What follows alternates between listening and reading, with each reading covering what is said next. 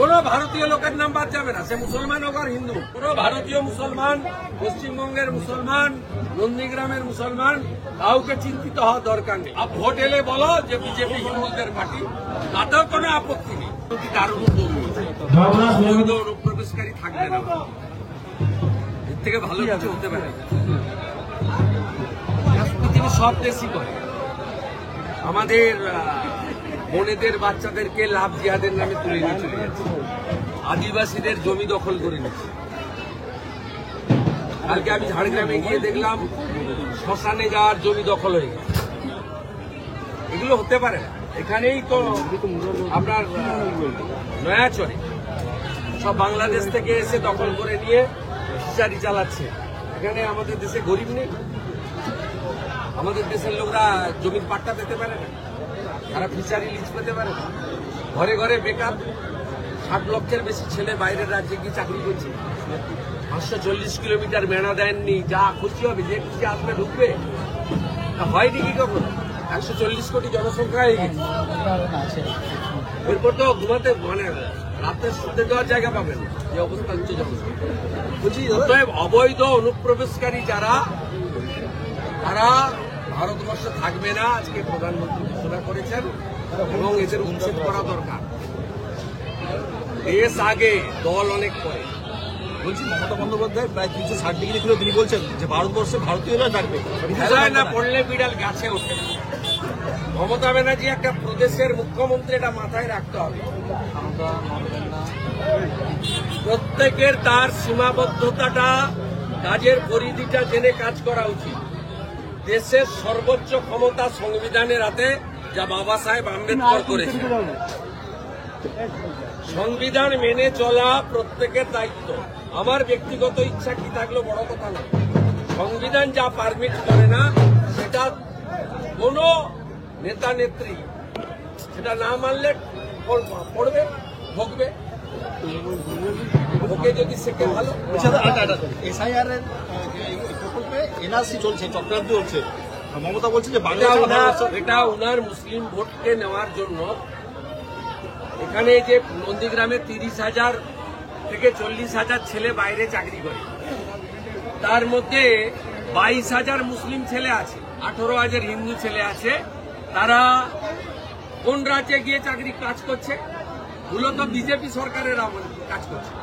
উড়িষ্যা সবচেয়ে বেশি নন্দীগ্রাম থেকে লোক ছেলে আছে, মহারাষ্ট্র এখান থেকে ছেলে বেশি, গুজরাটে এখান থেকে ছেলে বেশি, আর ওদিকে তামিলনাড়ু স্ট্যালিনের রাজ্যে কিছু আছে। আপনি বলুন, কাজ দিতে পারেন না, লোকে মিথ্যা কথা বলেন কেন?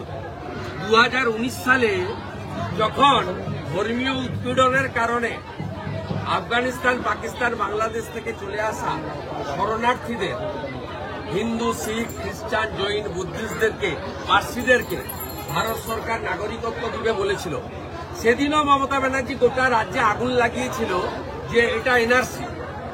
আজকে সিএএ চালু হয়ে গেছে, সিএএ চালু হয়ে কার্যকর হয়ে গেছে। হাজার হাজার লোক সিটিজেনশিপ পাচ্ছে ধর্মীয় কারণে যারা চলে এসেছে। একটা হিন্দুকে তো বাংলাদেশে থাকতে দিচ্ছে, পাকিস্তান তো হিন্দু শূন্য করে দিয়েছে। আর আজকে আপনি একইভাবে নিবিড় সমীক্ষা, তো আজকে নয়, যারা প্রবীণ লোক আছে বলবে বাড়ি বাড়ি গিয়ে ভোটার তালিকার সমীক্ষা 2002 সালেও হয়েছে। কার নাম বাদ যাবে? কোন ভারতীয় লোকের নাম বাদ যাবে না, সে মুসলমান হোক আর হিন্দু। নাম বাদ যাবে মৃত ভোটারের, নাম বাদ যাবে অস্তিত্বহীন ভোটারের, নাম বাদ যাবে ডবল এন্ট্রি। আপনি 2 জায়গায় ভোট দিবেন, 8 দফায় ভোট হয়।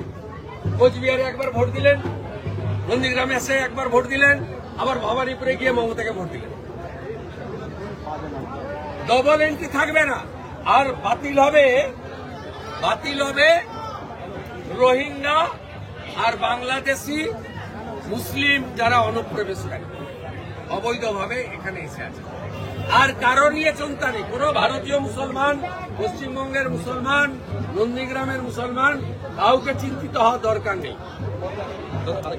মোদিজির ঘর নাও, মোদিজির শৌচালয় নাও, মোদিজির রেশন নাও, মোদিজির কোভিডের ইঞ্জেকশন নাও, কোন চিন্তা নেই। ভোট আর ভোট এলে বলো যে বিজেপি হিন্দুদের পার্টি, তাতেও কোনো আপত্তি নেই। কিন্তু এসআইআর এনআরসি নয়, ঢপবাজি কয়েক মাস চালাক। আমি কথা দিয়েছি নন্দীগ্রামের লোককে, এরা 5 বছর কষ্ট স্বীকার করেছে, 5 বছর জেল খেটেছে, 600 মামলা হয়েছে। এমন কোন নেতা নেই মৈনাথ পাল থেকে পবিত্র কর জেলে থাকেনি। ভদ্রলোকরা রিমান্ডে রেখেছে, বাস থেকে পড়ে গেছে, ছাদ থেকে পড়ে গেছে, নারকেল গাছ থেকে পড়ে গেছে, পুকুরে ডুবে পড়ে গেছে, গরু গুটিয়ে দিয়েছে, পেট ফেটে গেছে, সব নাম দিয়েছে আমাদের লোকেদের। এরা 5 বছর কষ্ট স্বীকার করেছে একটাই কারণে, বাংলার পরিবর্তন। 21-এ নন্দীগ্রাম যা করেছে, 6 মাস পরে পশ্চিমবঙ্গ তাই করবে করবে করবে। এমএলএ সাবিত্রী মিত্র তিনি বলছেন জঙ্গিরা ভালো, ওরা পর্যটকদের মারতে পারে না, ওরা পর্যটকদের ভালোবাসে। তার মানে আমাদের বাইরে যেমন কিছু শত্রু আছে, দেশের ভিতরে এখনো কিছু পাকিস্তান প্রেমী আছে।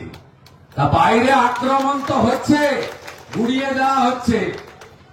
আমাদেরকে গুড়াতে এসেছিল, আমাদের ব্রহ্মস ক্ষেপণাস্ত্র ওদের সব গুড়িয়ে দিয়েছে, একটাও মাটিতে পড়েনি। এটা হচ্ছে ভারতীয় ইন্ডিয়ান আর্মি, এটা হচ্ছে ভারতের প্রধানমন্ত্রী। তাই আমরা সবাই যে পার্টি করি এখানে, ওই পার্টিটা হচ্ছে নেশন ফার্স্ট মন্ত্রে বিশ্বাস করে। রাষ্ট্র আগে, দল অনেক পরে, ব্যক্তি আরো অনেক পরে। তাই রাষ্ট্রবাদ এবং দেশকে মজবুত করার জন্য সমস্ত রাষ্ট্রপ্রেমী মানুষরা এগিয়ে আসবেন। আজকে প্রধানমন্ত্রী লালকেল্লার প্রাচীর থেকে আমি ওনার পুরো বক্তব্য শুনতে শুনতে এসেছি। আমার কাছে দুটো জিনিস খুব ভালো লেগেছে। আমি একজন ছোট জনপ্রতিনিধি হিসাবে আমাদের দেশের প্রধানমন্ত্রীর এই দুটো ঘোষণাকে আমি কৃতজ্ঞতা চিত্তে ধন্যবাদ জ্ঞাপন করব। এক, তিনি বলেছেন আমাদের দেশে অবৈধ অনুপ্রবেশকারী থাকবে না। তারা ভারতীয়দের জমি নিচ্ছে, খাওয়ার নিচ্ছে, ভারতীয় বোনেদের বেটিদের দিকে আঙুল তুলছে। তিনি আজকে বলেছেন ভারতবর্ষের মাটিতে একজন অবৈধ অনুপ্রবেশকারীকে আমি রাখতে দেব না, অন্য দেশ রাখে না, আমরা রাখবো না। এবং ডেমোগ্রাফি চেঞ্জের বিষয়ে তিনি আজকে ঐতিহাসিক সিদ্ধান্ত দিয়েছেন লালকেল্লা থেকে, আমি স্বাগত জানাই। আর তিনি বলেছেন ভারতবর্ষে যত সামরিক, বেসামরিক, রেল, পোর্ট, বিভিন্ন ধর্মের আস্থার জায়গা, তাকে তিনি সুরক্ষা বলয়ের মধ্যে রাখবেন, যাতে বিদেশ থেকে কোনো ক্ষেপণাস্ত্র, কোনো ড্রোন, কোনো মিসাইল এসে আমাদের ভারতবর্ষে এই সমস্ত জায়গা, গুরুত্বপূর্ণ জায়গা ক্ষতি না করেন। তার জন্য তিনি শ্রীকৃষ্ণ জন্মাষ্টমী উপলক্ষে আজকে বলেছেন যে সুদর্শন চক্র বলে একটি মিশন আমি আনছি। 2035-এর মধ্যে ভারতবর্ষের সমস্ত সরকারি বেসরকারি স্থাপত্য এবং আস্থার জায়গা আমি সুদর্শন যে সুরক্ষা কবচের মধ্যে আমি আনব। আপনারা সবাই ভালো থাকবেন। আমি বছরে একবার আমার যারা হকার বন্ধুরা থাকেন, আমার অত্যন্ত প্রিয়জন, আমি গাড়ি কাঁচ নামিয়ে যাই আর ফিরি, তারা প্রত্যেককে আমি নমস্কার করতে করতে যাই। মাসে তো 5 বার দেখা হয়। আমি বছরে একবার একটা করে ছাতা দিই, তারা ভেজেন, রোদে পড়েন। আজকে এমন যারা নন্দীগ্রাম এবং টেঙ্গুয়া রাস্তায় বসেছেন, তাদেরকে এখান থেকে বড় ছাতা নিয়ে যাবেন। আর আমার যারা যুবক ভাই বন্ধুরা আছেন, তাদেরকে আমি চাই আরো ভালো খেলাধুলায় আপনারা ভালো করে শরীর তৈরি করুন। কারণ এই যে সরকার পশ্চিমবঙ্গে আছে, এ তো চাকরি আপনাদের দেবে না। মোদীজি চাকরি দিচ্ছেন অগ্নিবীরে, নন্দীগ্রাম থেকে প্রচুর ছেলে অগ্নিবীরে যোগদান করেছেন। না আমাদের কাছে গর্বের, আমি আজকে নন্দীগ্রাম 1 ব্লকের 50টা ক্লাবকে 30টা ফুটবল সেট, 20টা ভলিবলের সেট, জার্সি, নেট ইত্যাদি দিয়ে যাচ্ছি। ভালো করে খেলাধুলা করুন, শরীর তৈরি করুন, এবং এমন খেলা যেটা ভারতবর্ষের প্রাচীন খেলা, ফুটবল, ভলি, হাডুডু, খোখো, এগুলো হলো আমাদের অরিজিনাল খেলা। এগুলো যারা খেলবেন তারা, আমি নিশ্চিত তারা অগ্নিবীরে মাঠেও সফল হবেন, উচ্চতাতেও সফল হবেন। এবং নন্দীগ্রাম থেকে ইতিমধ্যে 50-এর বেশি ছেলে অগ্নিবীরে গেছে। আগামী দিনে আমি চাই 1000-এরও বেশি অগ্নিবীর এই নন্দীগ্রাম থেকে ভারতবর্ষে তাকে সুরক্ষিত রাখার কাজে তারা এগিয়ে আসুক এবং যোগদান করুন। তাই ক্রীড়া সামগ্রীর মধ্য দিয়ে শরীর গঠন, মনের বিকাশ, এটা আমি ঘটানোর জন্যই আজকে এই বিতরণের কাজ করছি। সবাই ভালো থাকবেন। আগামীকাল শুভ শ্রীকৃষ্ণ জন্মাষ্টমী পালন করবেন। কেন্দ্রীয় কার্যালয়ে অনুষ্ঠিত হয় বরাবরের মতো। এখানে সবাই আসবেন।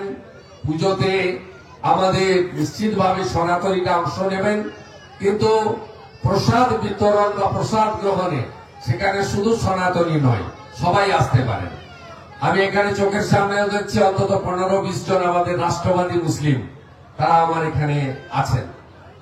আমিও আমার কাজের ক্ষেত্রে, আশীর্বাদ শুভেচ্ছার ক্ষেত্রে আমিও কখনো কাউকে বঞ্চিত করি না। কিছুদিন আগে আমি প্রায় 800 জন ছাত্র ছাত্রীকে, যারা 75% নম্বর পেয়েছে মাধ্যমিক উচ্চ মাধ্যমিকে, সম্বর্ধিত করেছি। আমি পরে লিস্ট খুলে দেখলাম 120 জন মুসলিম পরিবারের আছে। মুসলিম পরিবারে আছে, আমরা এসব করি না, করে ওরা। আবার খালা আসবে ভোট নিতে। 4.5 বছর হয়ে গেছে, খালার দেখা নাই রে, খালার দেখা নাই। সবাই ভালো থাকবেন। ভারত মাতা কি জয়, ভারত মাতা কি জয়, ভারত মাতা কি জয়। হিন্দুস্তান জিন্দাবাদ, হিন্দুস্তান জিন্দাবাদ। আমাদের সাহেব, দেবাংশু, আমাদের ভাইরা সব আছেন, ভিক্টর আছে, জয়দেব আছে, আমি কিছু নাম বলেছি, শুভঙ্কর আছে। সবাই ভালো থাকবেন। দিদি আছেন, থ্যাংক ইউ। এখন সেবা প্রদান কার্যক্রম শুরু করছেন। সেবা প্রদান আমরা প্রথমেই